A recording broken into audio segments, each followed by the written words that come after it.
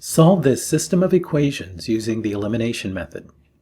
With the elimination method of solving a system of equations, you combine the two equations and in the process eliminate one of the variables. With some sets of equations, none of the coefficients of one of the terms in one equation is a multiple of the corresponding expression in the other equation.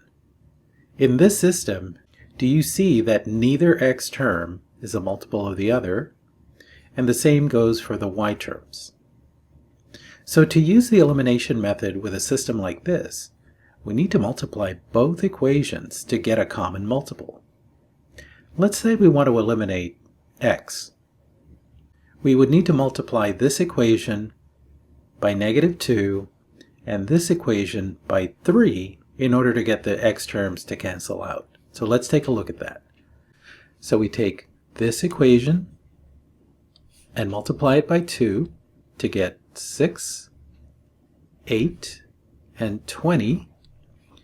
And then we take this equation and multiply it by -3 to get -6. So you'll see that the x terms will cancel out. Negative 3 times -3 is a +9, and then a -3 here. So now use column addition to combine these terms, and we get 9 plus 8, or 17y, equals 20 minus 3 equals 17. So y is equal to 1. We take this y equal to 1 and plug it into one of the equations. So let's plug it into the first equation. So we get 3x plus 4 times 1 equals 10. 3x plus 4 equals 10. So subtract 4 from both sides and you get 3x equals 6, and then divide both sides by 3 to get x is equal to 2.